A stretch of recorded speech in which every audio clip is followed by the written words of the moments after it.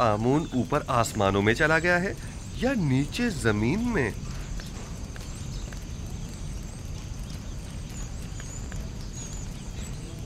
जनाबे हुरमहू, इन्हें जिंदान ज़ावीरा ले जाइए ताकि बाद में इनका मुहाकिमा किया जा सके। लानत हो तुम पर आमून, और लानत हो तुम पर आखमाहू, जिसने हजारों साल हमें फरेब दिया है। इस तरह कहने की तुम्हारी जुर्रत कैसे हो रही है? तुम्हें आमून की तौहीन करने का कोई हक नहीं।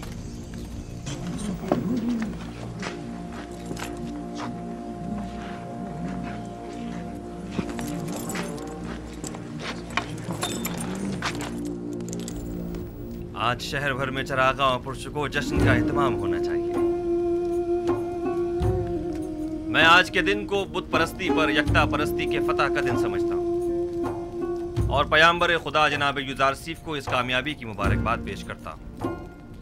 और मैं आपका भी सिपासगुजार हूँ जनाब हुरमहू, आपने इस तमाम मामले को निहायत मुदब्बिराना अंदाज में संभाला है। आफरीन। मैं हुक्म देता हूँ कि आज से आमून का नाम कसर के तमाम दरो दीवार से मिटा दिया जाए और उसकी जगह आतून का नाम कुंदा करवा दिया जाए, यानी खुदाए यकता का।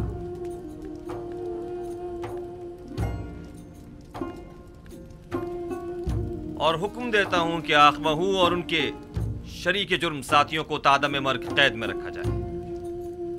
हम अगर कुछ तो खून के हक में होते तो आज उनकी जिंदगी का आखिरी दिन होता, लेकिन हम उनकी जांबख्शी करते हैं। तमाम शहर में चरागा किया जाए और पूरे मिस्र में फतह व कामरानी का जश्न मनाया जाए।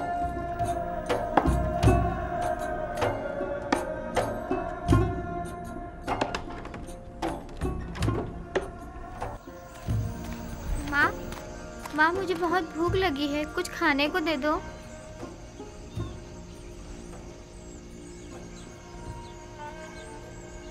कुछ तो करो यहूदा, ये बच्चा भूखा है। यूं हाथ पर हाथ धरे बैठे रहने से क्या होगा?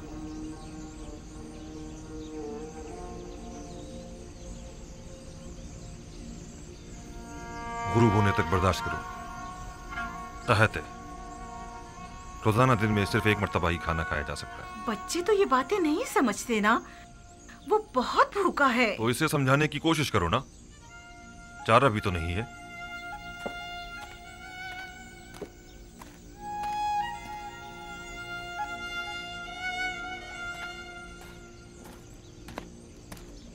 सलाम लावी। सलाम बिन्यामिन। क्या हुआ, आज रास्ता कैसे भूल गए? नहीं, वो बाबा ने मुझे भेजा है। जाओ बेटा, जाओ जाकर खेलो। मजाक मत करो भाई, बाबा को हमसे क्या मतलब? पता नहीं, बस इन्होंने फरमाया कि अपने भाइयों को यहाँ बुलाओ। खुद उन्होंने कहा कि अपने भाइयों को बुला कर लाओ। कहा तो यही है। बाबा ने तो बरसों से कोई कलाम नहीं किया, अब अचानक ऐसा क्या हो गया? क्या तुम कसम खा सकते हो कि खुद बाबा ने हमें बुलवाया है? कसम की क्या बात है? आखिर आप लोगों को यकीन क्यों नहीं आ रहा? बाबा मुंतजिर हैं, दूसरे भाइयों को भी बता दें। कहा या मुइन, अपने चचाओं को बुला कर लाओ, जल्दी करो।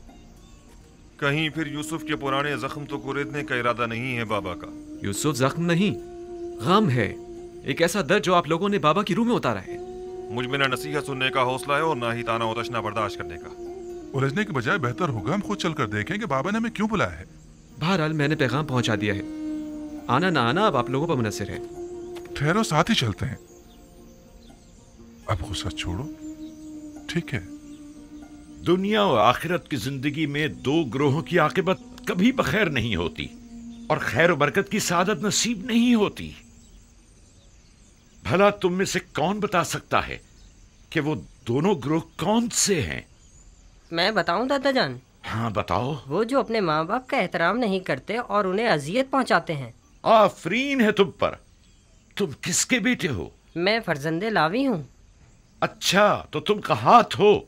आफरीन, दुरुस्त है, खूब।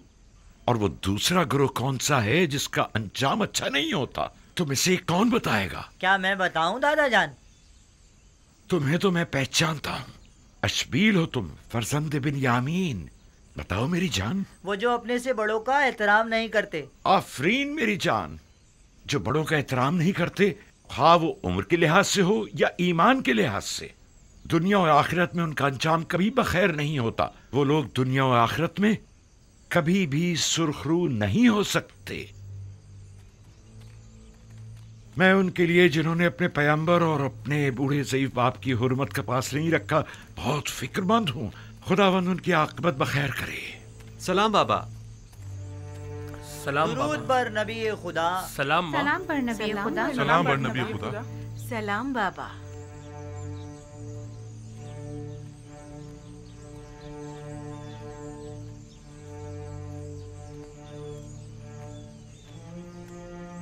आप सब पर भी खुदा का दुरूद हो।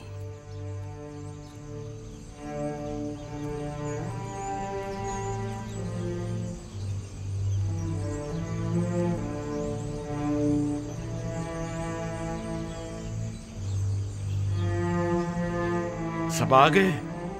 जी बाबा। ये सख्ती और खुश्कसाली एक नेमत है और मैं मुस्तकबिल के हवाले से काफी पुरुमीद हूं। अलबत्ता तुम जैसे सुस्त कामचोरों से कोई उम्मीद नहीं। हम मौत के दहाने पर खड़े हैं बाबा, लेकिन इन लोगों को तो कोई परवाह नहीं। ये तुम लोगों को क्या हो गया है? आखिर कब तक यूं ही सोगवार बैठे रहोगे? मेरा ख्याल है तुम लोग मर्द हो और हर एक के दोष पर पूरे खानदान की जिम्मेदारी है। अब क्या चाहते हो कि यूं ही हाथ पर हाथ धरे बैठे रहो और अपने खानदान के एक एक फर्द को मरता हुआ देखो? आखिर और हम कर भी क्या सकते हैं बाबा? अगर तुम मर्द लोग कुछ नहीं करोगे तो क्या हम खवातीन करेंगी? कोई कोशिश, कोई जुम्बिश, यूं ही बेकार तो नहीं बैठा जा सकता ना। लेकिन बाबा, आप तो जानते हैं कि आसपास के तमाम शहर और देहात भी काहत का शिकार हैं। ऐसे बताएं अब हम क्या कर सकते हैं? मैंने उस ताजिर मलिखा और चंद दूसरे लोगों से सुना है कि मिस्र के हालात काफी बेहतर हैं। अजीज मिस्र ने काफी मिकदार में गंदुम जखीरा की हुई है। तुम लोगों के पास जितने भी दिरहम और दीनार हो सब जमा करो और मिस्र के लिए रवाना हो जाओ। शायद इसी तरह अपने बीवी बच्चों के लिए कुछ कर सको। यहां बैठकर सिर्फ परेशान होने से कहत की मुश्किल तो हल होने से रही।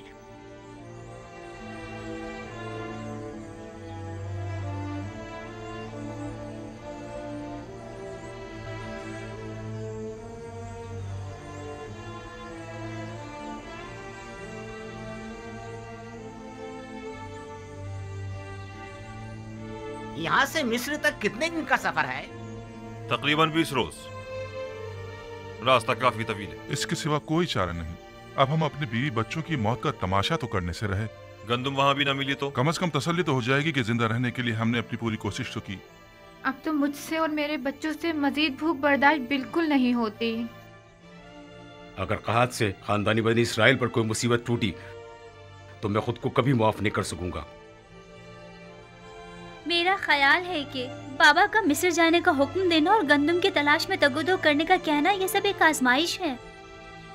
शायद बाबा ये देखना चाहते हो कि आप लोग माफी के लायक हैं या नहीं।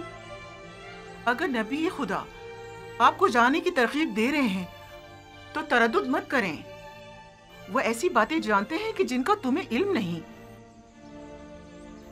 बेशक उनके अहकामात की इताअत ही में तुम लोगों की फलाह व बहबूद मुज़मिर है। जाओ जाओ और जाने की तैयारी करो।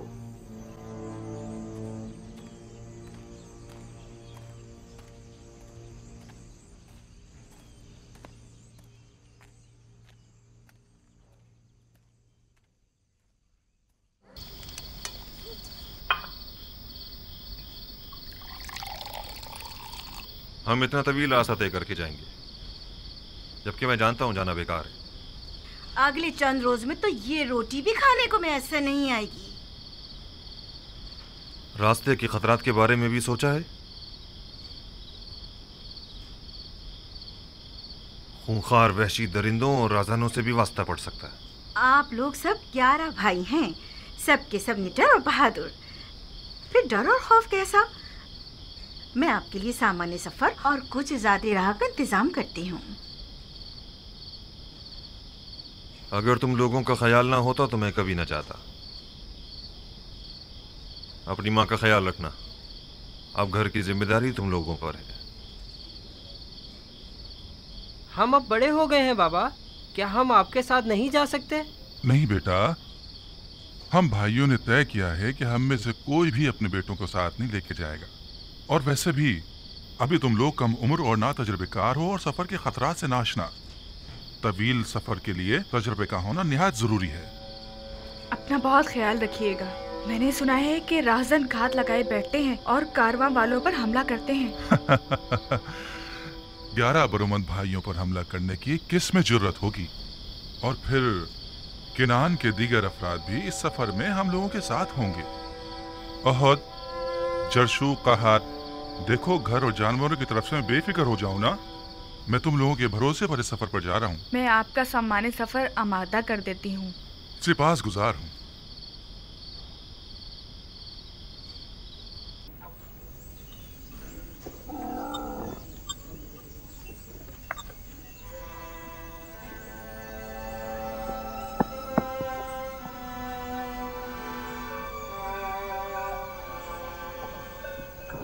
ये चंद रोटियां हैं रास्ते के लिए और घर में कुछ नहीं है। यही काफी है।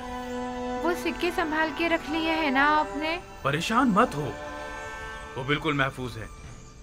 हालांकि मैं इस सफर से ज्यादा पुरुमीद नहीं हूँ। रूबीन, ये जानवर हमारे सफर के लिए काफी होंगे ना? हाँ हाँ, काफी तो होने चाहिए। जाते वक्त उन पर सवार हो जाएंगे और वापसी पर गंदुम ला देंगे। गंदुम मैसर आ जाए तब ला देंगे ना।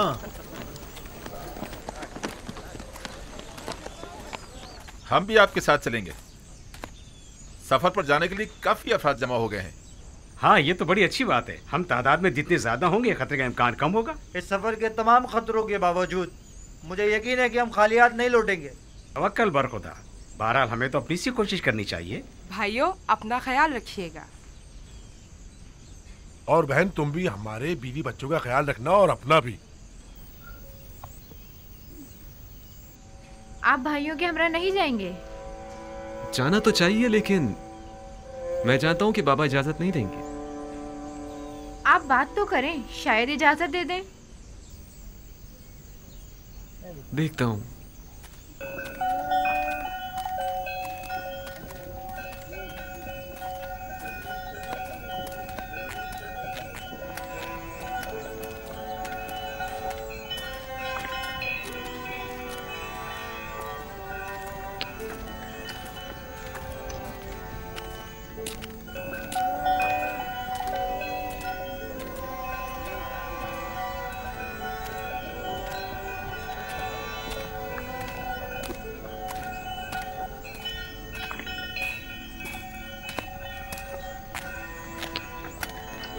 सलाम सलाम बाबा।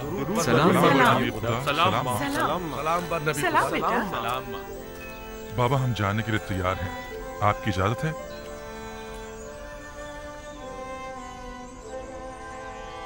बाबा, क्या आप इजाजत देंगे कि मैं भी अपने भाइयों के हमरा चला जाऊं? नहीं, इसकी जरूरत नहीं। तुम यहीं मेरे पास रहो और अपने भाइयों की अदम मौजूदगी में तमाम खानदान वालों को संभालो। जैसा नबी खुदा मुनासिब समझे। आया नबी खुदा सफर के लिए हमारी कोई रहनुमाई नहीं फरमाएंगे? जैसा कि मैंने बताया कि मैं इस कहत के नताइज से काफी पुरुम्मीद हूँ, लिहाजा नसीहत करता हूँ कि इस सफर में पेश आने वाले वाकयात को खैरुस्सलाह समझना, न कि मुश्किलात और रुकावटें। हर वाकये में कोई न कोई हिकमत पोशीदा होती है। हमारे हक में दुआ कीजिएगा बाबा। खुदा निगहदार हूँ। हमारे लिए दुआ कीजिएगा बिनियामीन। फिर मिलेंगे बाबा। इत्मीनान रखिए, हम खाली हाथ नहीं लौटेंगे। खुदा निगहदार। खुदा निगहदार। सब हरकत करेंगे। अपना ख्याल रखना।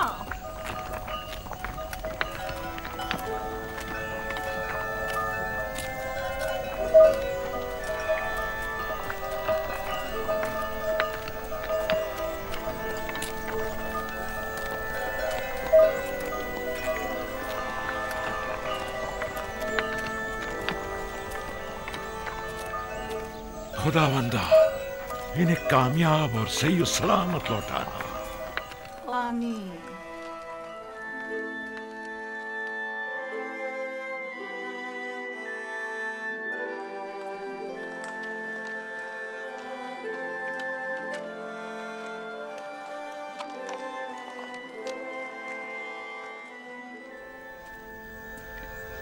बानो जुलेखा कहाँ? आप कहाँ जा रही हैं? सुना है कि युजारसीफ सफर से वापस लौट रहा है। उसे देखने के लिए नील के साहिल तक जा रही हूँ। क्या तुम्हें यकीन है कि वो आएगा भी? हाँ, मुझे यकीन है, जल्द बदेर वो जरूर आएगा।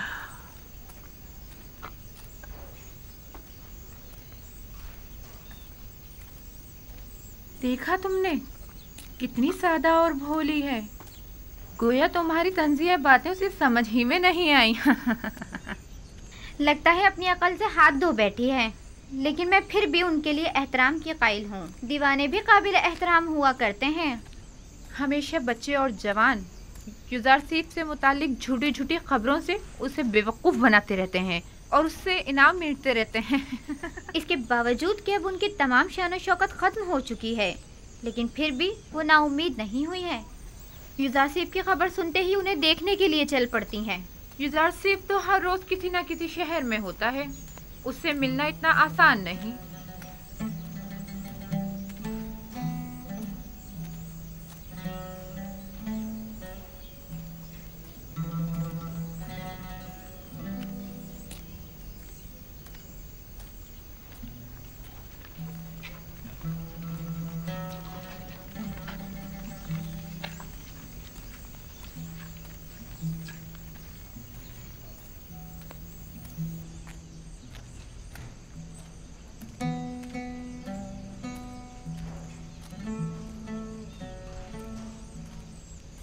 क्या हुआ? ये आपका युजारसीफ आया नहीं? मुंतजिर हूँ, बिलाखिर कभी तो आएगा। मेरा यूसुफ जरूर आएगा। आपको यकीन है? हाँ, मुझे यकीन है, वो आएगा। सूरज हमेशा तो बादलों में नहीं रहा करता। बस करें बानो, बस करें। क्या आपने सुना नहीं कि वो किसी एक शहर में नहीं ठहरते? आपकी आंखें यूसुफ के इंतजार में सफेद हो गई हैं। अब तो बस कर दें। जानती हूँ वो बेवफाई करता है। अब मेरा काम इंतजार करना है और यूसुफ का काम इंतजार करवाना। मैं यहाँ तब तक आती रहूंगी जब तक कि वो आ नहीं जाता। इस मुसलसल इंतजार से आप थकी नहीं? आखिर और कितना इंतजार करेंगी? तुम आशिक नहीं हो ना? मेरी तो पूरी जिंदगी इंतजार है। अगर इंतजार ना करूं तो किसके लिए जिंदा रहूं? ये इंतजार मुझे पुरुम्मीद रखता है, मेरी जिंदगी को एक मकसद देता है।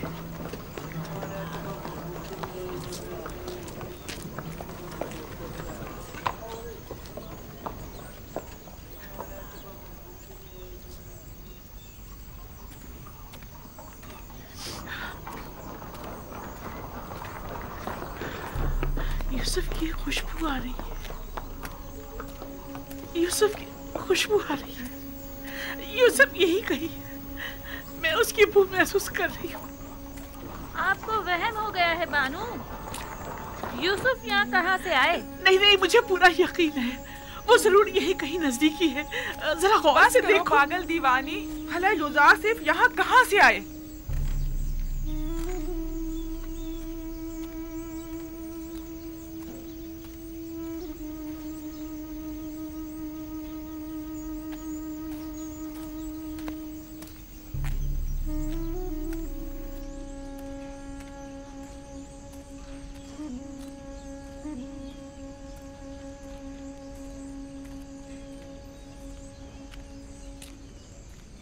माफ कर दीजिए बानो, मैंने जानबूझ के ऐसा नहीं किया है। मैं बेख्तियार हो गई थी। मुझे तुमसे कोई गिला नहीं। गिला तो मुझे यूसुफ से है। अगर वो आ जाता तो ये लानत मलामत तो न सुननी पड़ती।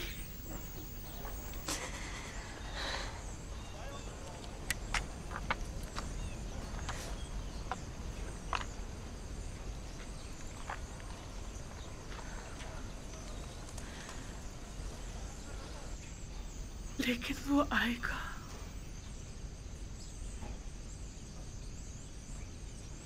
बिलाखिर एक रोज ये इंतजार खत्म होकर रहेगा।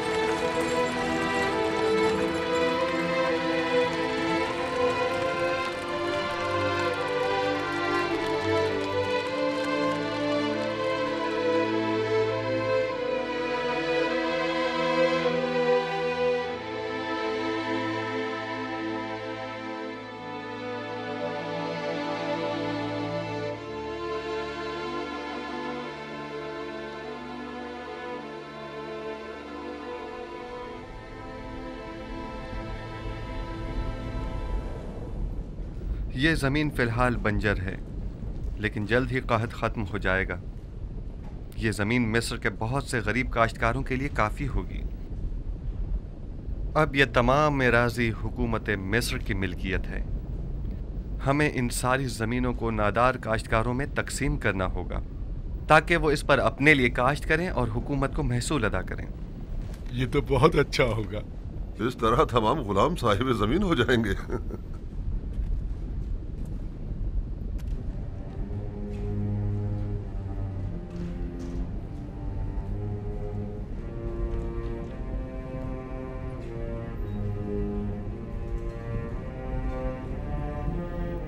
नहीं मालूम इस वक्त अहले किनान पर क्या बीत रही होगी। वो कहत में क्या कर रहे होंगे। है काश मेरे बाबा और भाई यहाँ होते और वो इन वसी जमीनों पर काश्तकारी और गल्लाबानी करते।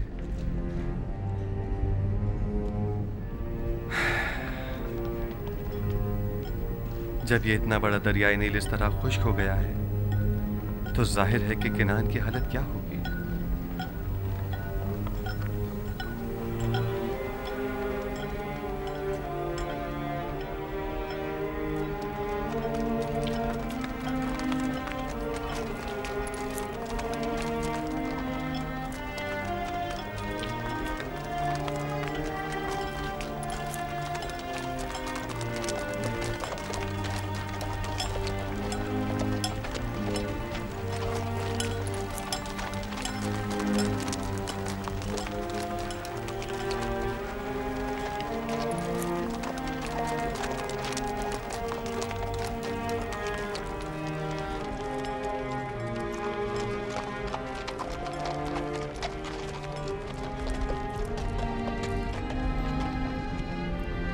दुरूद बर सालारे कारवाने बाबिल, आपने ये गंदम कहाँ से हासिल की है?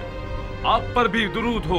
मिस्र से आए हैं, आप भी जाइए, खाली हाथ नहीं लौटेंगे। क्या अभी काफी मसाफत बाकी है? वो मिस्र की हिफाजती चुंगियां नजर आ रही हैं, ज्यादा दूर नहीं है, करीब है। सिपास गुजार हूँ, खुदा निगहदार। खुदा निगहदार।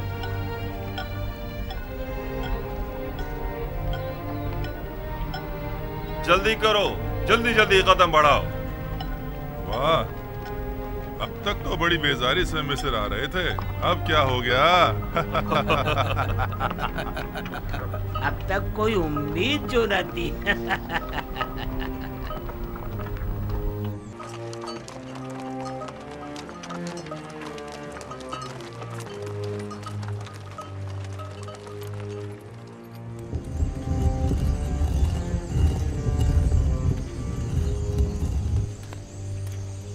कहाँ जा रही हैं? हवा बहुत सर्द है, आप बीमार हो जाएंगी। सर्दी का इलाज तो गर्म लिबास से किया जा सकता है। अगर आसमान से पत्थर भी बरसे तब भी मैं जरूर जाऊंगी। रुक जाइए, मौसम के बेहतर होते ही साथ चलेंगे। क्या गोशा नशीन हो जाना रस्म आशिकी है? उस पत्थर के मुजस्मे के सामने इतने दिन बैठी, इंतजार किया, क्या हुआ? क्या यूसुफ आए? आप इस मुसलसल इंतजार से थकी नहीं? आखिर तुम लोग समझती क्यों नहीं?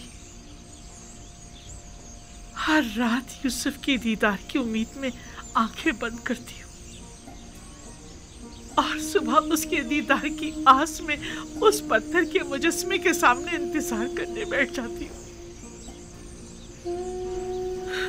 यूसुफ का इंतजार ही अब मेरा मकसद हयात है।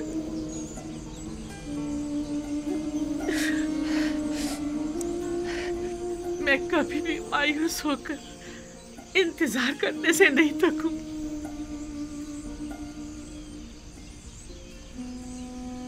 अब सिर्फ यूसुफ का इंतजार ही तो मेरे पास रह गया और तुम लोग मुझे से मना कर रही हो। अब हम आपके पीछे नहीं आएंगे बानो। जहाँ जाना चाहती हैं जाएं। आप दीवानी हो गई हैं, बिल्कुल दीवानी। अगर आपने अपनी जिंदगी बर्बाद कर डाली है तो हम क्यों बर्बाद करें? चलो, मैं तो इतनी सर्दी में बाहर नहीं निकल सकती। इनके लिए अपना दिल जलाना बेकार है।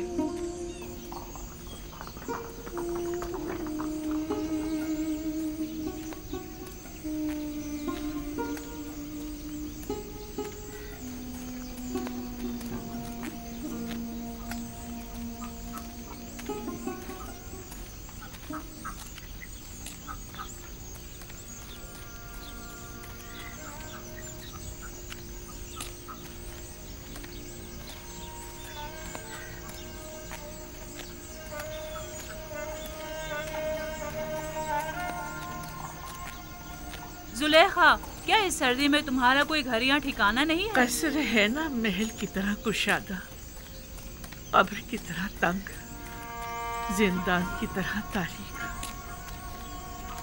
घर है मेरा। जो भी है यहाँ से तो बेहतर होगा। यहाँ तो बीमार पड़ जाओगी। मैं किसी की मुंतज़िर हूँ। किसी ने बताया कि वो आएगा। अगर नहीं आया तो चली जाऊंगी। चलो चले।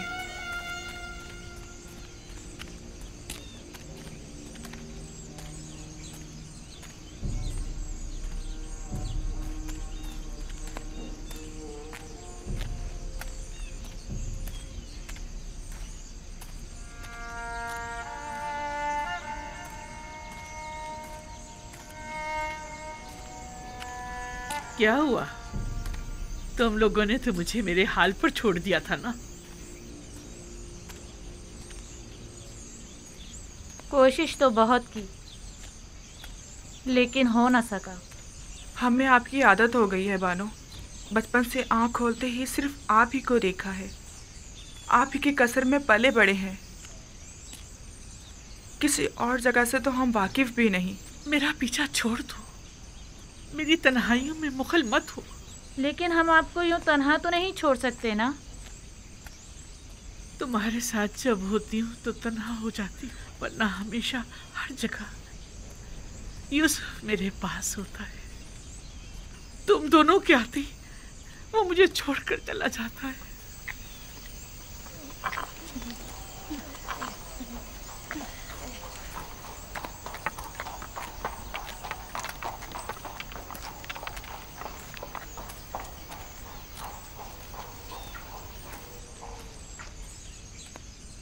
क्या इनका ये इश्क हवस पर मबनी है? क्या अब भी वो कोई नफसानी ख्वाहिश रखती हैं? मुझे नहीं लगता। अब जुलेखा के पास बचा ही क्या है जो वो कोई नफसानी ख्वाहिश रखें। वो जैसे जैसे बूढ़ी होती जा रही हैं उतनी ही दिल नशीन होती जा रही हैं। मुझे ऐसा लगता है कि जैसे मैं जुलेखा को भी पसंद करने लगी हूँ और इश्क जुलेखा को भी।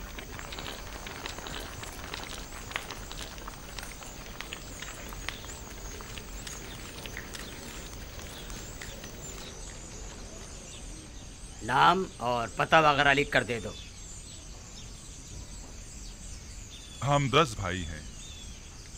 मैं लावी हूँ। ये शमून, यहूदा, जाद, दान, जबूलू, यसाकिर, अशीर, निफ्ताली, रूबीन।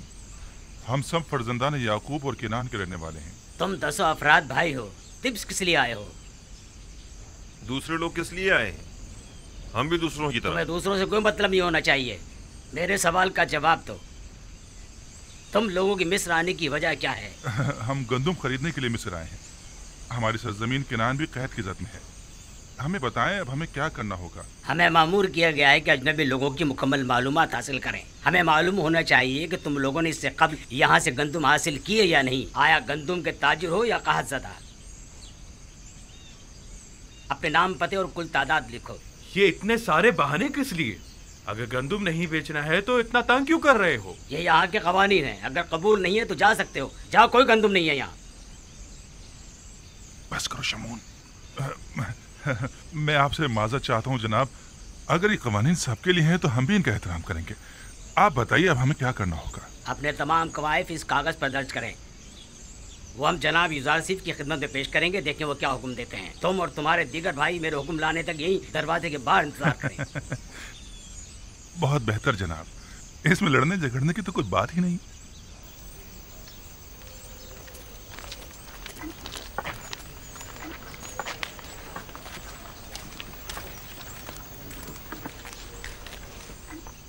हम यहाँ गंदुम लेने आए हैं या लड़ने झगड़ने? तुम लोगों की तो आदत हो गई फितना फसाद की।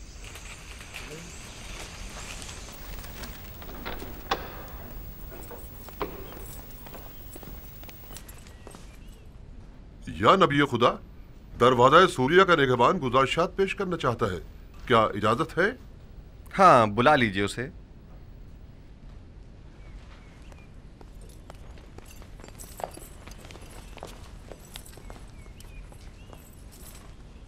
दुरूद बरारी जनाब यूजार से।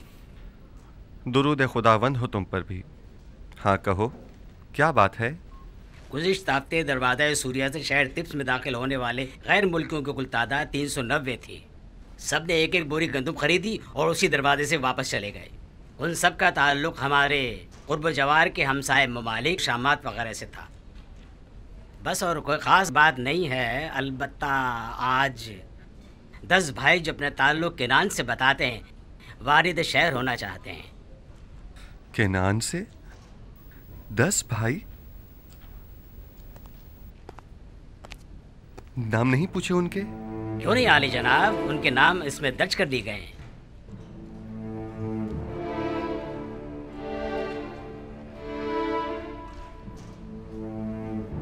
वही है, बने इस्राइल।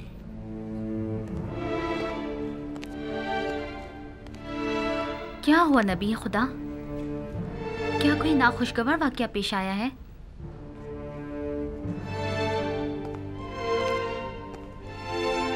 इसमें ऐसा क्या लिखा हुआ था? कुछ नहीं बानो, सिर्फ उन 10 भाइयों के नाम दर्ज थे। मालिक, उन्हें एहतराम के साथ कसरे आखनातून ले जाइए।